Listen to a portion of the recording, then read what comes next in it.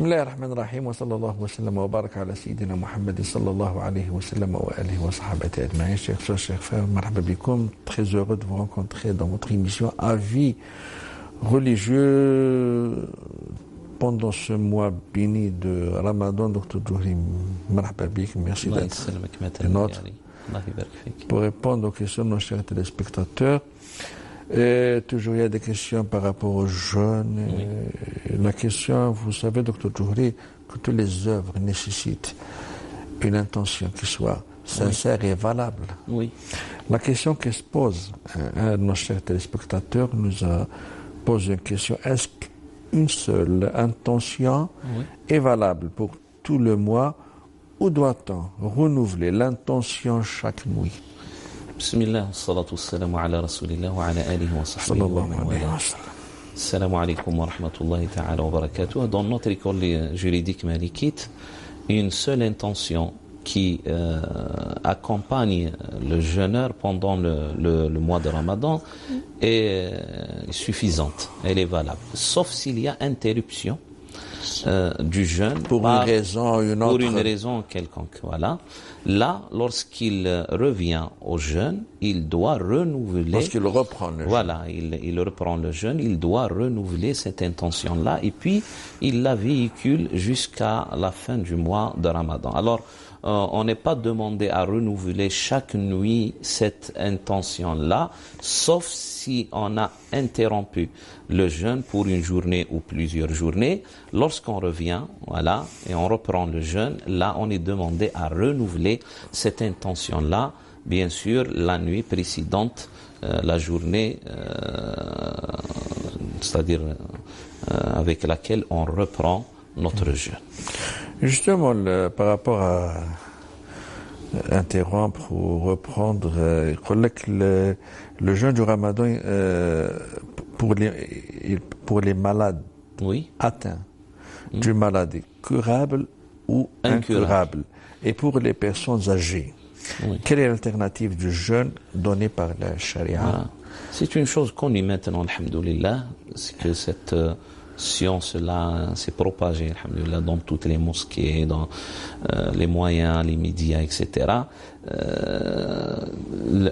Celui qui ne peut pas jeûner, il a une alternative à prendre, c'est de nourrir un nécessiteux pour chaque journée du mois de Ramadan. C'est pas toujours وَعَلَى الَّذِينَ يُطِيقُونَهُ فِدْيَةُ طَعَامِ مِسْكِينٍ. Il doit donner une fidya. C'est-à-dire, en échange, voilà, à la place, cette alternative, c'est pour ceux qui ne pourront jamais jeûner de leur vie. C'est ça. Pour deux raisons. Pour deux raisons. Que ce soit pour une maladie incurable. Chronique. Qui interdit aux malades de jeûner. Hein? Oui. Et que ça soit pour c'est-à-dire l'âge très avancé. Quand on parle de l'âge, ça veut dire toujours l'être humain est en diminution progressive, on va dire. C'est-à-dire, il sera pas diminué, voilà, il sera pas diminué aujourd'hui, puis on lui souhaite peut-être qu'il sera fort le lendemain. Là, lorsqu'il atteint un certain âge, il n'aura plus la capacité physique d'endurer pendant une journée ou pendant un mois. Il est demandé à prendre l'alternative, c'est de nourrir pour chaque journée des nécessiteux. Pour celui qui est atteint d'une maladie curable, qui n'est pas chronique, même que cette maladie-là ne guérit pas que pendant des mois, peut-être même des années, lorsqu'il y a cet espoir-là de la part du médecin qu'il y a une guérison à l'horizon, on va dire. Là, il doit s'abstenir de ne pas, bien sûr, c'est-à-dire il ne va pas jeûner, il va attendre la guérison, même qu'elle viendrait peut-être après quelques années. il ne procédera pas par le fait de nourrir un nécessiteux pour chaque journée. C'est par remboursement, même après plusieurs années. Justement, docteur Djouhri, par rapport à ce remboursement, là, une question qui est en relation avec la question pour le ramadan de l'année passée. Oui. J'étais en plein examen et j'ai mangé pendant 4 jours pour bien répondre et être lucide. J'ai regardé votre émission et je suis dans la confusion. Moi, j'ai remboursé ces journées-là, mais apparemment, ça ne suffit pas. Alors, que dois-je faire? Là, vous avez rompu intentionnellement votre jeûne pour une raison qui n'est pas valable, on va dire. C'est une transgression des enseignements islamiques concernant le jeûne du mois de Ramadan. On parle de Ramadan pour les examens. Voilà. Mais du moment que vous avez déjà remboursé, alhamdoulilah, vous avez fait en quelque sorte la moitié de ce qui est demandé. Vous avez remboursé ces journées-là. Mais il vous est demandé plus que ça de faire une expiation. Kfara. Parce que vous avez transgressé les enseignements de l'islam concernant le jeûne au mois du Ramadan. Le kfara, c'est pour chaque journée nourrir 60 nécessiteux. Et vous avez aussi le choix de jeûner pour chaque journée 60 jours successifs. Mais du moment que l'expiation dans notre école juridique malikite est au choix, c'est-à-dire on a le choix entre jeûner 60 jours successifs pour chaque jour ou nourrir 60 nécessiteux pour chaque jour. C'est à vous de choisir ce qui sort pour votre situation. Voilà. S'il y a 4 jours, ça veut dire 60 fois 4, 60 nécessiteux fois 4, ça sera 240. Et essayer de profiter de ces journées-là du mois de Ramadan où il y a des restaurants de Rahma, voilà. Il faut contribuer. Pour contribuer pour 240 repas. Qu'Allah Azza wa Jalla accepte de vous, avec bien sûr cette intention-là aussi d'avoir le remords, voilà, et de demander excuse auprès d'Allah et de demander pardon auprès d'Allah subhanahu wa ta'ala pour ce que vous avez fait, c'est-à-dire rompre votre jeûne pour une raison qui n'est pas valable. Ce qui est à l'origine de cette transgression de Djouhri, il faut le rappeler toujours, éviter, je sais pas l'exactitude du terme, mais l'autoftouahdi. Il faut demander auprès d'un spécialiste, d'un imam, est-ce que les examens me permettent bien de rompre le jeûne? Parce qu'être lucide, je crois, à mon sens, lorsqu'on jeûne, on n'est plus lucide. Peut-être. On a parlé de cela pendant l'année passée. Mais quand même, il faut demander. On a dit il faudrait toujours avoir cette intention-là de jeûner. C'est-à-dire, je vais sortir de ma maison, aller vers le lieu de l'examen, en étant déjà saïm. D'accord. Je vais faire mes examens. Une fois, peut-être que je sentirai qu'il y a peut-être un petit manque ou je sais pas, un malaise, etc. Là, je vais rompre pour ce malaise-là, non pas pour être lucide pendant les examens et bien répondre, etc. Lorsqu'il y a un malaise, celui qui travaille peut-être dans une usine, un travail rude, là aussi, il va rompre pour cela, c'est-à-dire pour éviter ce malaise-là, ce manque-là, par rapport à l'eau, par rapport même à la nourriture, mais pas pour cet examen-là. Très bien. Est-ce que la fidia est obligatoire sous forme de nourriture, c'est-à-dire repas, ou peut-on la donner sous forme d'argent, c'est-à-dire en donnant la valeur du repas? Oui, on peut donner la valeur du repas et laisser la liberté ou le choix libre pour celui qui la reçoit à acheter ce qu'il veut. Voilà. Fidyatu ta'ami masakin, parce que, vous savez, il y a un contexte au temps du prophète sallallahu ta'ala alayhi wa sallam. C'est que les gens n'avaient pas la monnaie courante comme elle existe aujourd'hui.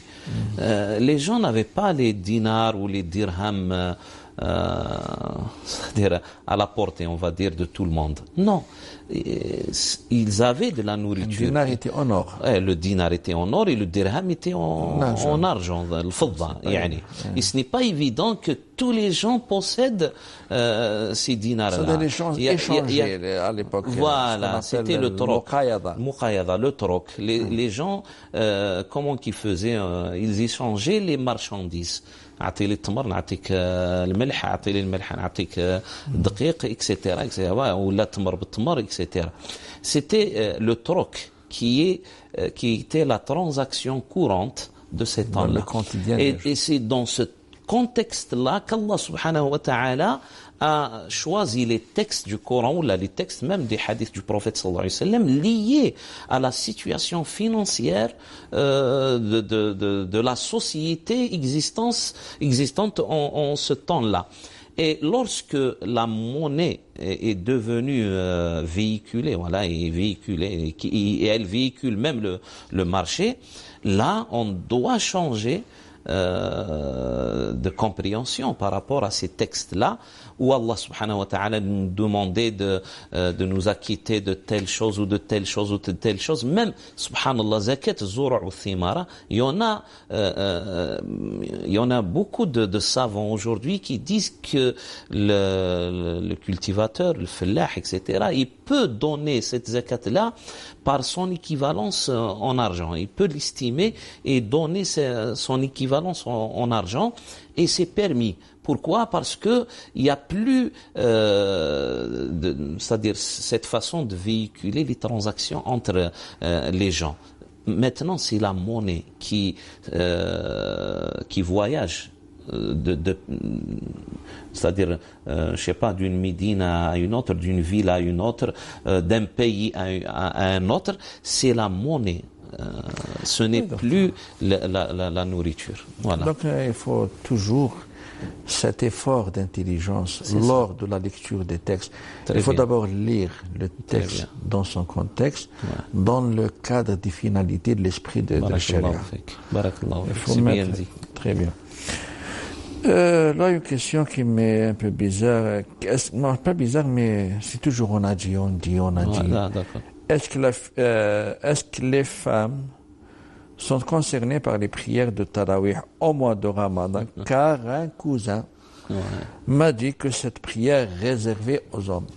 Et pourquoi réservée aux hommes? Vous savez, là, c'est une falsification, on va dire, de l'histoire vécue par les Sahaba, les compagnons du prophète sallallahu alayhi wa sallam. C'est que le prophète alayhi wa sallam, lorsqu'il a construit sa mosquée, il ne l'a pas construite rien que pour les hommes.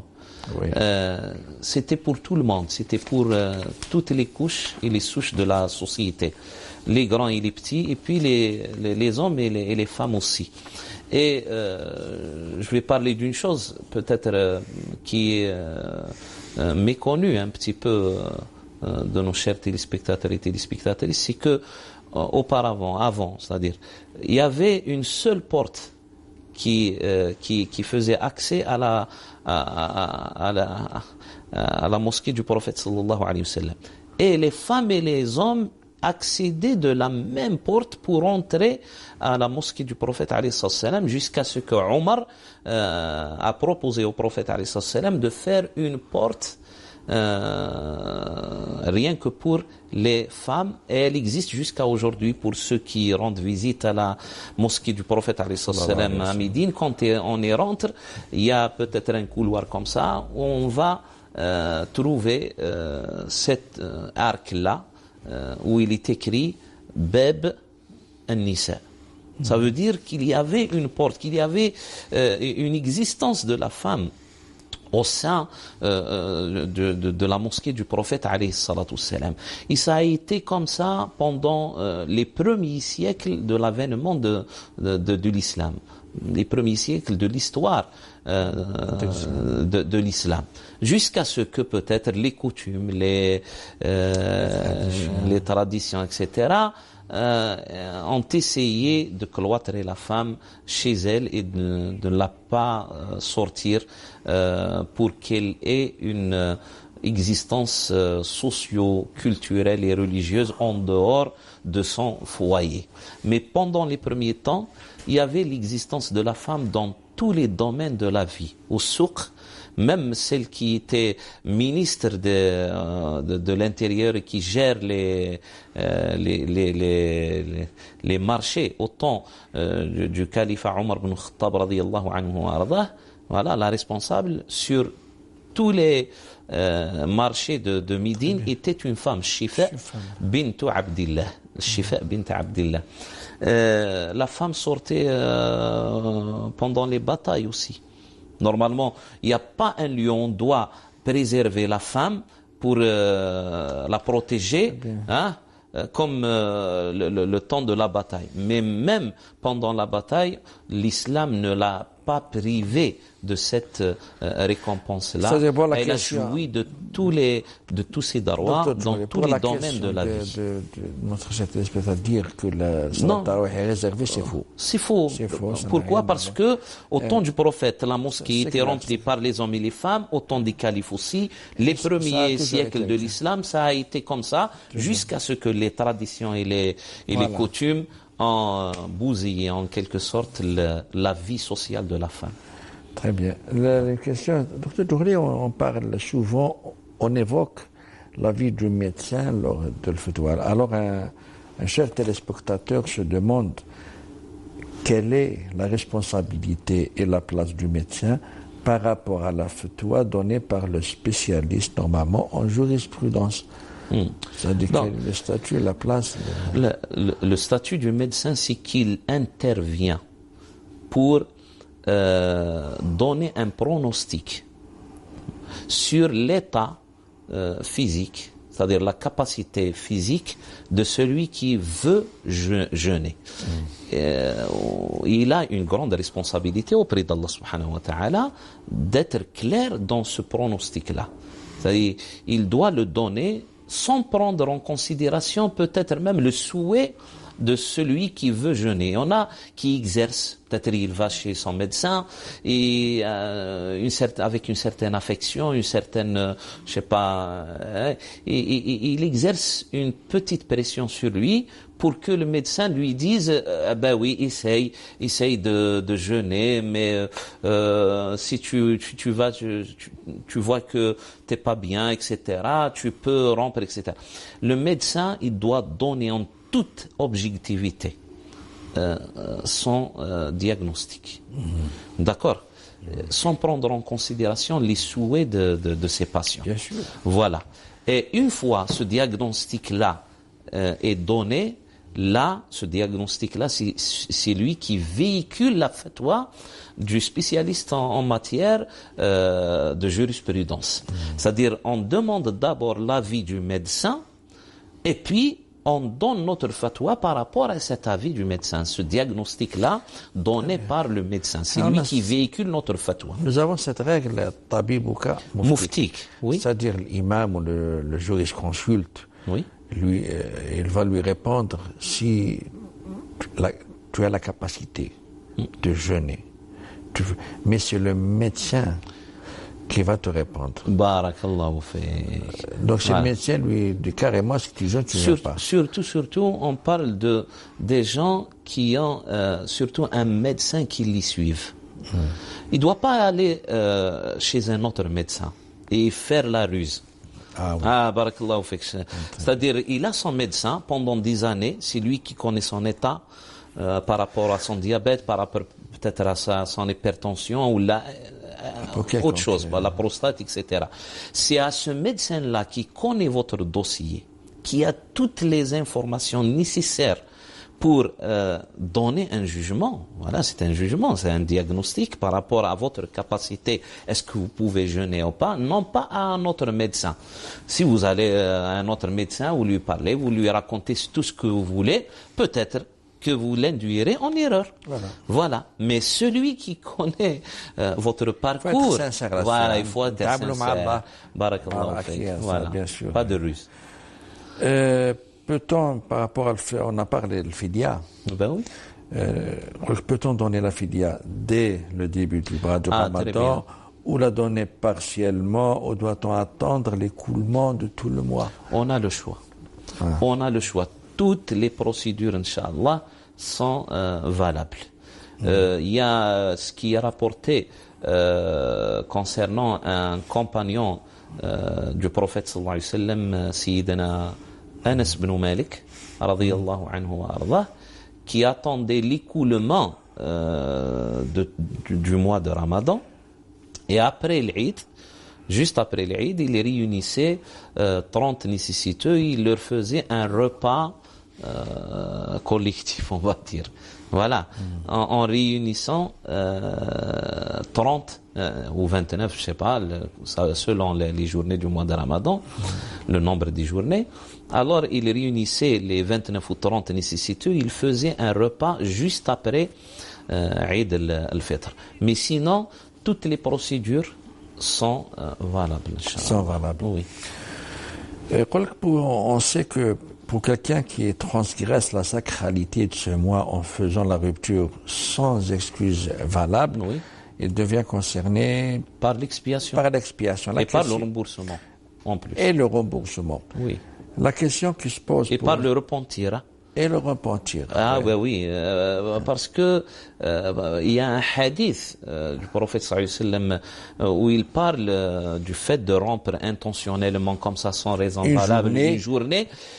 Même qu'il jeûne celui-là, qu'il va jeûner toute sa vie après, et il ne va pas compenser le mérite de ce jour-là. Justement, la question qui se pose...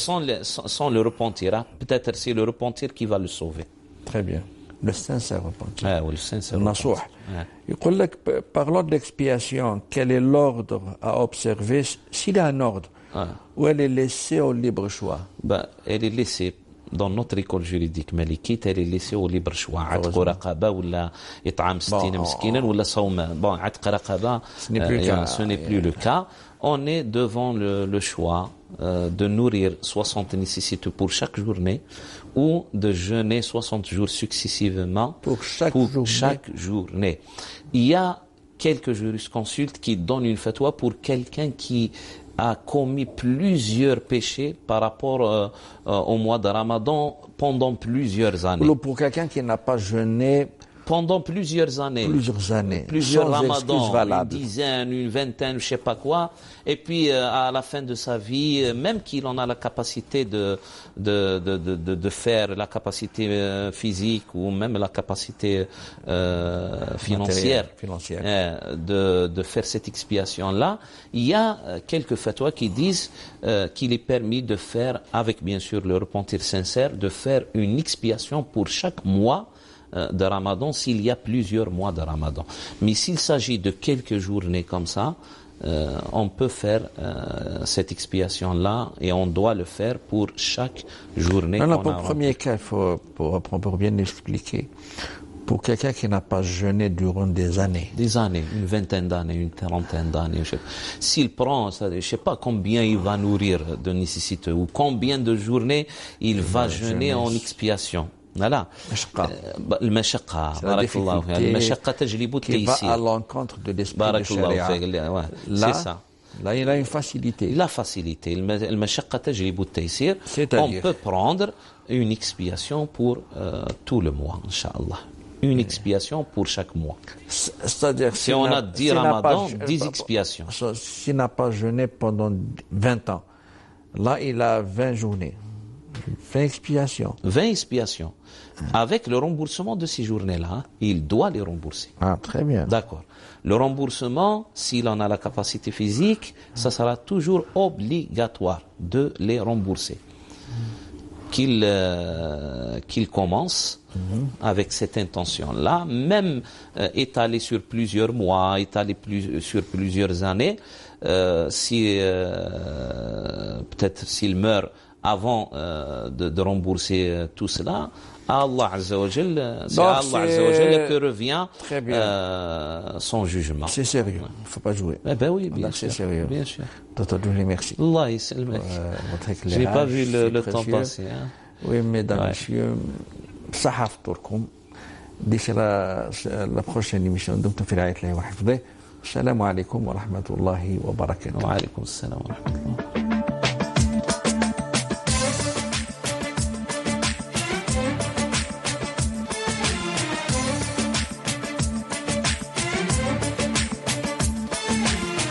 يا رب العالمين